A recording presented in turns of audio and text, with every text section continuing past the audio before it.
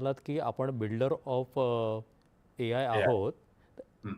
आता ही चर्चा आणखीन वाढण्याचं कारण दोन महत्त्वाच्या घटना नजीकच्या काळामध्ये घडल्या आहेत. एक अँथ्रोपिकने फेबल 5 आणि मायथॉस 5 हे जे मॉडेल्स केले होते त्या मॉडेल्सवरून एक चर्चा सुरू आहे की आपण मूलभूत संशोधनाकडे अधिक जास्त लक्ष द्यायला हवं का, आणि त्या दृष्टीनं जी तुम्ही सगळा उल्लेख केला ती भारताची सज्जता आणि सक्षमता ही त्यासाठी पूरक ठरेल का? डेफिनेटली आपण मूलभूत संशोधनाकडे लक्ष द्यायला हवं. मला असं वाटतं की हा शिफ्ट ऑलरेडी झालेला आहे. म्हणजे एक तुम्ही आता एआय ही इतकं फास्ट ग्रोईंग हे आहे की तुम्ही याच्यामध्ये दशकं न म्हणता काही महिने किंवा काही दिवस म्हणू शकता. हं, हं.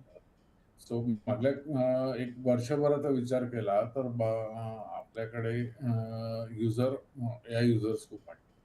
पण आता आपल्याकडे ट्रान्सफॉर्मेशन जे होत आहे ते बेसिकली एआय बिल्डर्स होत आहे. आणि मी जेव्हा एआय बिल्डर्स म्हणतो तेव्हा मूलभूत संशोधन आलं, त्याच्यामध्ये मॉडेल डेव्हलपमेंट आलं, हं, हं, हं. त्याच्यामध्ये मॉडेल मॅच्युरिटी आली, मॉडेलचा डेटा आणि लेबलिंग आलं. मॉडेल डेटा लेबलिंग म्हणजे कम्प्युटरला कसं कळणार ना की अमकी वस्तू हे पेन माझ्या हातात आहे, हे पेन आहे, बरोबर. ते कम्प्युटरला कळलं. याच्याकरता कम्प्युटरला शिकवणं जे आहे ते सुपरवाइज लर्निंग आणि अनसुपरवाइज लर्निंग या ज्या दोन गोष्टी आहेत याच्यावरती आपल्याकडे प्रचंड काम सुरू झालेलं आहे. आणि या कामाकरता आपली लोक लॉजिकली आपली लोक खूप चांगलं विचार करतात. त्याच्यामुळे आपल्याकडे आणि खूप महत्वाची गोष्ट म्हणजे आपल्या लोकांचं गणित बऱ्यापैकी चांगलं हं, हं, असतं.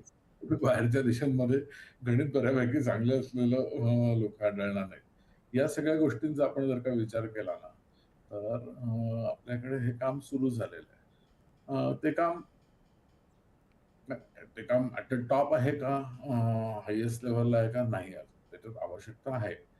पण काम सुरू झालेलं पण नाहीये मोठी असं संधी नाही. एकूण दिसते आपल्याला या दिशेने